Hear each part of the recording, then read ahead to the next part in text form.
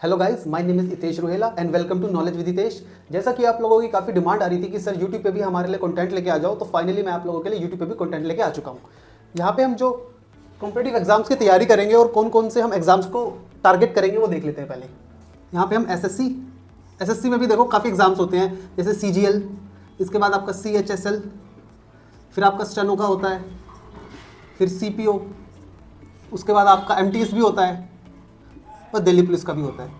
ठीक है, इसके साथ साथ हम DSSS भी, ये दिल्ली गवर्नमेंट के एग्जाम होते हैं। और इसके बाद फिर UPSC का बेस भी हम बहुत अच्छे से यहाँ पे कवर करेंगे।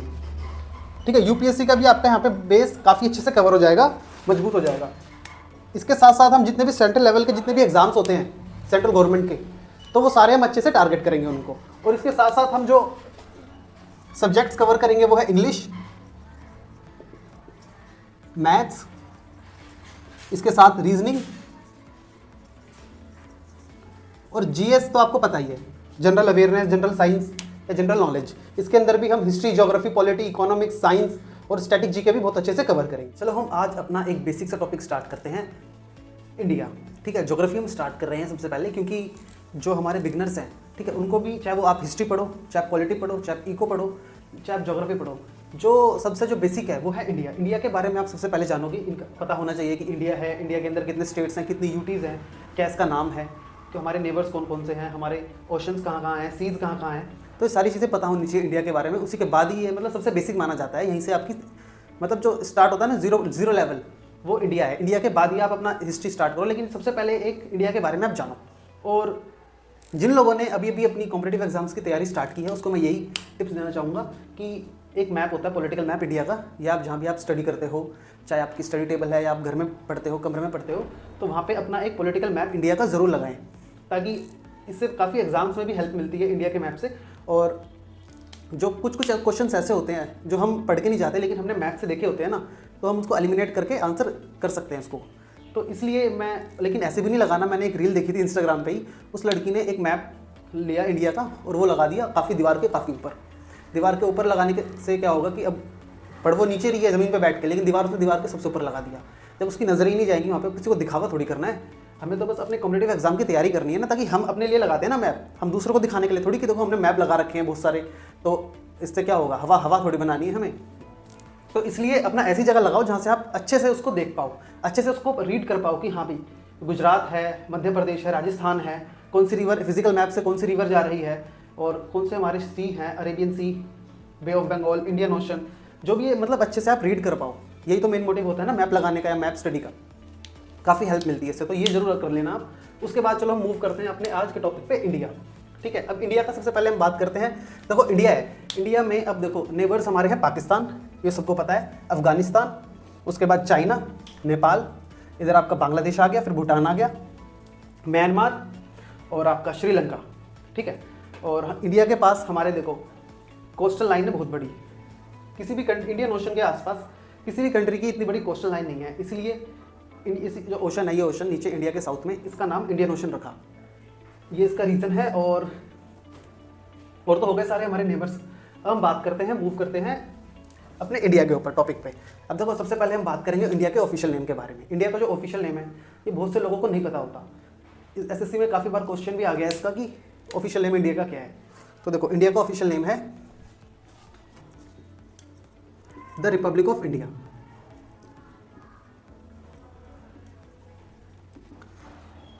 अगर जो हमारे पासपोर्ट्स होते हैं ना, उस पर भी आप देखोगे तो ये लिखा रहता है द रिपब्लिक ऑफ इंडिया। हमारे कॉन्स्टिट्यूशन में भी यही लिखा है द रिपब्लिक ऑफ इंडिया। अब बात करते हैं हम इंडिया के एरिया की। ये जो पूरा एरिया है इंडिया का, ठीक है, हमारे एरिया में ये भी आ जाते हैं टेरिटरी में। लक्षद्वीप यहाँ पे हमारे आइलैंड है, और ये है अंडमान, और नीचे है निकोबार, अंडमान एंड निकोबार। ये हमारे अरेबियन सी में है लक्षद्वीप, और अंडमान एंड निकोबार हमारे बे ऑफ बंगाल में। ठीक है, तो एरिया देखो, एरिया क्या है इंडिया का। इंडिया का एरिया है 3.28 मिलियन स्क्वायर किलोमीटर। अब हम बात करते हैं नॉर्थ टू साउथ क्या है, किलोमीटर कितना है नॉर्थ टू साउथ, ये कितना है हमारा। और फिर हम देखेंगे ईस्ट टू वेस्ट ये कितना है। ठीक है, अब जो हमारा नॉर्थ टू साउथ है वो है 3214 kilometre, north to south 3214 kilometre. ठीक है, मिनट। ठीक है, अब है हमारा ईस्ट टू वेस्ट, ये है हमारा 2933।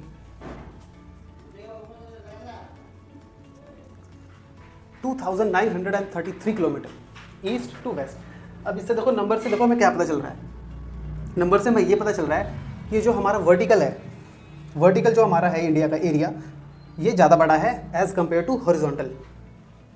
तो ये बहुत बार आ जाता है क्वेश्चन कि हमारा जो क्या हमारा वर्टिकल इंडिया का जो एरिया है ये बड़ा है कि हॉरिजॉन्टल। तो याद रखना, कश्मीर से कन्याकुमारी और यहाँ पे आपका गुजरात से अरुणाचल प्रदेश, ये वाला एरिया इतना बड़ा नहीं है, ये वाला एरिया ज़्यादा बड़ा है। ठीक है, और ये भी देखो मैप अगर आप मैप भी देख रहे हो ना तो भी आपको ये फ़ायदा देगा काफ़ी। ये देखने से ही पता चल रहा है कि हमारा इंडिया की ऐसे लेंथ ज़्यादा है। तो अगर आप सिर्फ मैप में देखोगे ना और आपने ये पढ़ा भी नहीं होगा, तब भी आप एग्जाम्स में क्वेश्चन को अच्छे से आंसर कर पाओगे। अब हम बात करते हैं, देखो इंडिया जो हमारा largest country in the world, area में इंडिया कौन से नंबर पर आता है? जितनी भी हमारी कंट्रीज़ है वर्ल्ड में, सबसे बड़ी कंट्री कौन सी है? सबसे बड़ी कंट्री है रशिया। और ऐसे ही उसके बाद फिर इंडिया कौन से नंबर पे आता है? तो इंडिया आता है एरिया वाइज 7वें नंबर पे। 7वें नंबर पे इंडिया आता है एरिया वाइज। और पूरी अर्थ का 2.4% इसने जोग्राफिकल एरिया कवर किया हुआ है पूरी अर्थ का। ठीक है, इसके बाद हम बात करते हैं स्टेट्स की। इंडिया में अब देखो, मैंने ना पुरानी एक पोस्ट की थी, मेरी एक पुरानी पोस्ट थी, उसके अंदर अभी भी कमेंट्स आते हैं। तो एक मैंने देखा काफ़ी लोग, 4-5 लोगों ने भी उसमें अभी भी स्टेट्स 29 की रखी हैं, लेकिन 29 नहीं है स्टेट्स अब 28 है।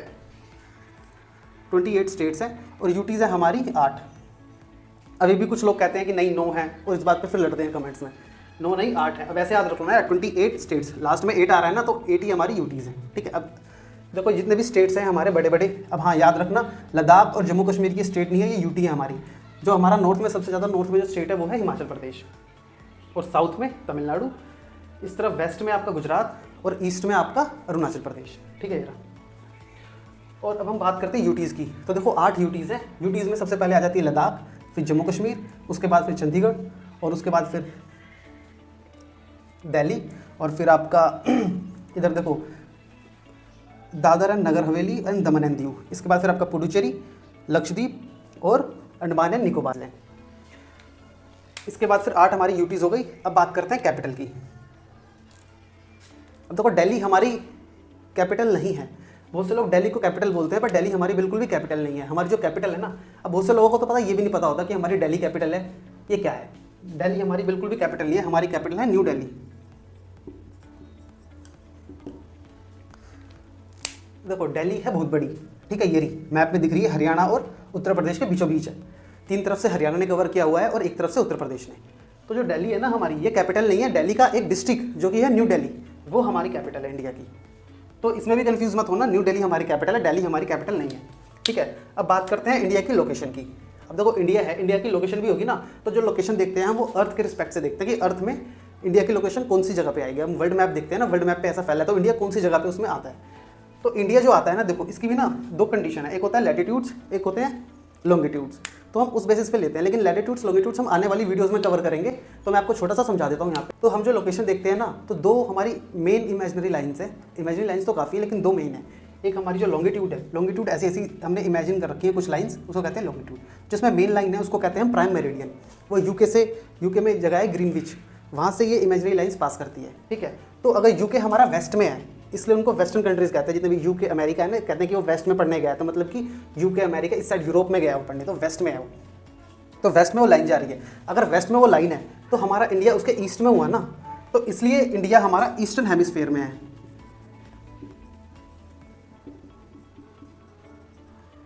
और इसके साथ साथ जैसे अब हम ये लॉन्गिट्यूड लाइंस देखी हमने, ऐसी लैटिट्यूड्स लाइन भी हैं। जो लैटिट्यूड्स हैं वो ऐसे हैं, लेटी हुई लाइन अर्थ पे। तो जो लैटिट्यूड्स है ये भी हमारी इमेजिनरी लाइन्स है। तो इसमें जो मेन लाइन है उसको हम कहते हैं इक्वेटर, और वो इंडिया के ना नीचे से पास करता है। अब इंडिया के नीचे से पास करता है तो इंडिया उसके नॉर्थ में हुआ ना, तो इसलिए इंडिया की पोजीशन एक ईस्टर्न हेमिस्फीयर और दूसरा नॉर्दर्न हेमिस्फीयर में भी है।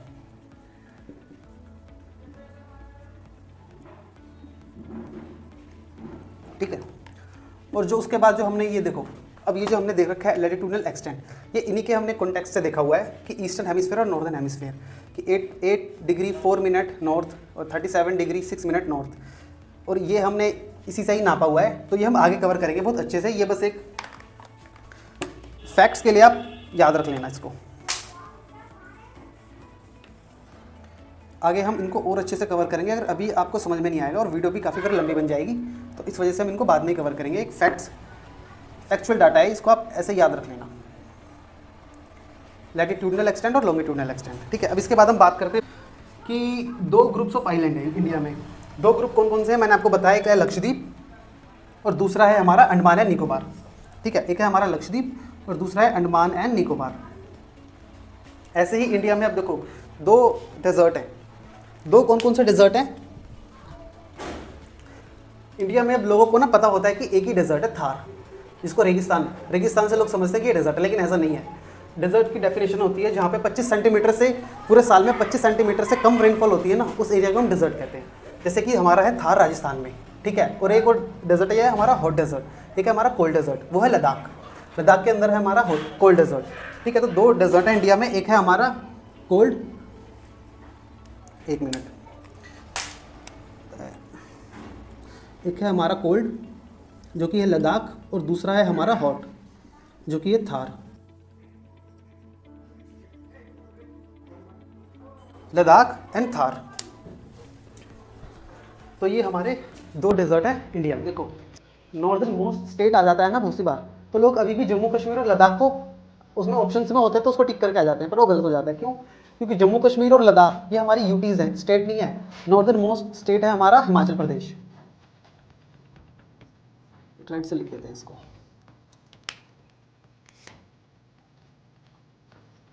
हिमाचल प्रदेश। लेकिन अगर नॉर्दर्न मोस्ट पॉइंट आ जाता है इंडियन टेरिटरी के अंदर, तो उसमें है हमारा इंदिरा कोल जो कि लद्दाख के अंदर है, ठीक है। इंदिरा कोल लद्दाख के अंदर हमारा नॉर्दर्न मोस्ट पॉइंट है, लेकिन नॉर्दर्न मोस्ट स्टेट हमारा हिमाचल प्रदेश है। इसके बाद आ जाता है southern most state. Southern most state Kerala नहीं है, तमिलनाडु है, ठीक है।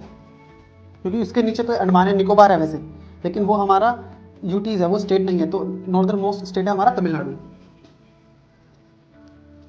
और पॉइंट देखो, पॉइंट भी ना 2 तरीके से आता है। ये जो पूरा एरिया देख रहे हो आप, ये वाला इंडिया वाला, इसको कहते हैं मेनलैंड, क्योंकि ये हमारी मेनलैंड है।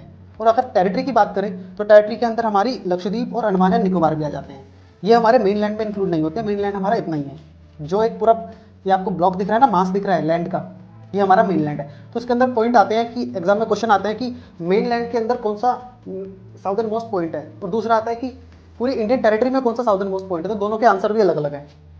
अगर देखो मेन लैंड की बात करता है,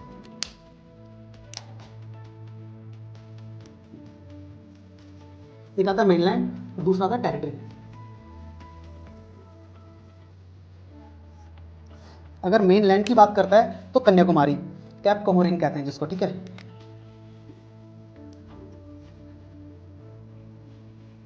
कन्याकुमारी। अगर टेरिटरी की बात करता है तो उसका नाम है इंदिरा पॉइंट, जो कि अंडमान एंड निकोबार के अंदर है।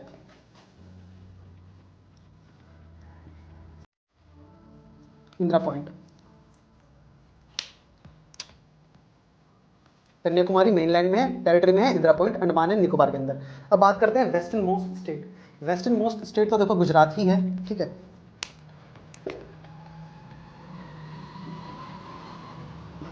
और वेस्टर्न मोस्ट पॉइंट जो है ना, वो भी गुजरात के अंदर है, गुहार मोती। ये सब हमने 9th 10th में पढ़ा हुआ है अच्छे से, लेकिन अब इतने साल हो जाते हैं तो हम भूल जाते हैं काफ़ी चीज़ें, तो हम फिर से पढ़ना पड़ रहा है। ईस्टर्न मोस्ट स्टेट देखो, ईस्टर्न मोस्ट स्टेट है हमारा अरुणाचल प्रदेश।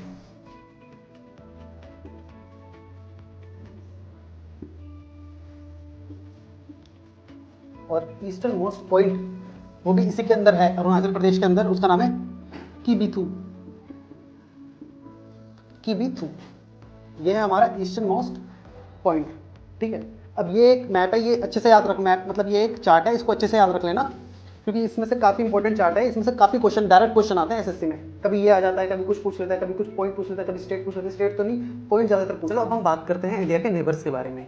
अब देखो इंडिया के जो नेबर्स है ना, उसको भी हम 2 तरीके से देख सकते हैं। एक वो नेबर्स जिनके साथ हमारी कंट्री की लैंड मैच करती है, लैंड शेयर करती है, लैंड बाउंड्री, और दूसरा वाटर, ठीक है। अब सबसे पहले हम देखते हैं लैंड वाले। लैंड वाले हैं 7 और वाटर वाले भी हैं 7, इसको मैरीटाइम वाटर्स, मैरीटाइम नेबर्स या मैरीटाइम बाउंड्रीज कहते हैं, ठीक है। अब देखते हैं इसकी, देखो इसको याद करने के लिए, लैंड वालों को याद करने के लिए एक ये है ट्रिक, बचपन MBA। बस आपको याद रखना है BCHPN MBA, बचपन MBA, मतलब बचपन में ही MBA कर लिया। अब देखो B से है आपका बांग्लादेश,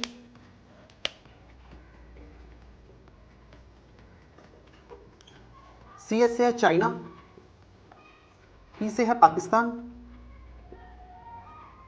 N से है नेपाल, M से म्यांमार, B से भूटान और A से अफगानिस्तान।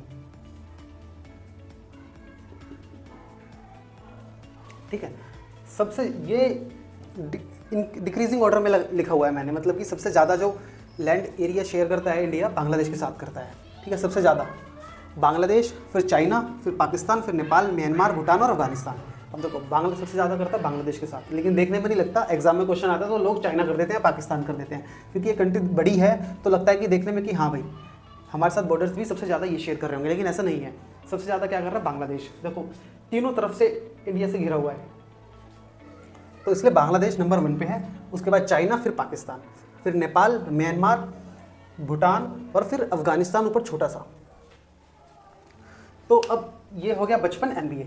अब मैरीटाइम वाटर, ये इतने इंपॉर्टेंट नहीं है क्योंकि ये पूछे भी नहीं जाते एग्जाम्स में, लेकिन एक बार आप नज़र डाल लो ताकि एग्जाम में कहीं बाई चांस आ जाए तो इस वजह से। बांग्लादेश तो है ही है, इसमें भी साथ है बांग्लादेश, आपका इंडोनेशिया तो इस मैप में नहीं दिख रहा हमें, लेकिन इंडोनेशिया के साथ भी हमारी वाटर बाउंड्रीज शेयर होती है। उसके बाद म्यांमार, पाकिस्तान तो यही रहा साथ में, थाईलैंड, श्रीलंका साउथ में है और मालदीव्स भी नीचे साउथ में है। ठीक है, इसके बाद हम बात करते हैं इंटरनेशनल बॉर्डर्स के बारे में। अब इंटरनेशनल बॉर्डर्स देखो 3 कंट्री मेन है, इन्हीं के बारे में एग्जाम में आते हैं बार बार, इन्हीं के बारे में एग्जाम में पूछे जाते हैं। पाकिस्तान के साथ हमारी देखो कौन कौन सी बॉर्डर लाइन है। एक तो हमें सबको पता है LOC, लाइन ऑफ कंट्रोल। ठीक है, इसको कहते हैं लाइन ऑफ कंट्रोल, ये हमारे इस वाले एरिया में है, लद्दाख वाले लाइन ऑफ कंट्रोल। इसके बाद रेड क्लिफ लाइन भी है। ये जो रेड क्लिफ लाइन है, जब पार्टीशन हुआ था ना 1947 में, तब जो हमारे बॉर्डर बने थे तब से बनी हुई है रेड क्लिफ लाइन, और LOC बाद में बनी थी जब हमारा कश्मीर का इशू हुआ था। ठीक है, अब तो वो नाम चेंज हो गया, अब तो जम्मू कश्मीर नीचे आ गया, वो लद्दाख बना दिया पूरा उसको UT। ठीक है, अब बात करते हैं चाइना के साथ भी हमारी 2 हैं बॉर्डर लाइन, एक है हमारी मैकमोहन लाइन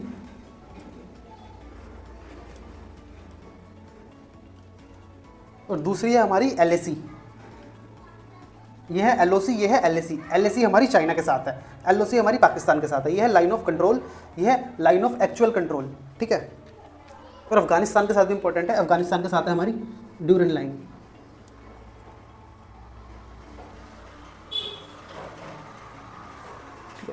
इसी के साथ हमारी ये वीडियो भी कंप्लीट हो जाती है।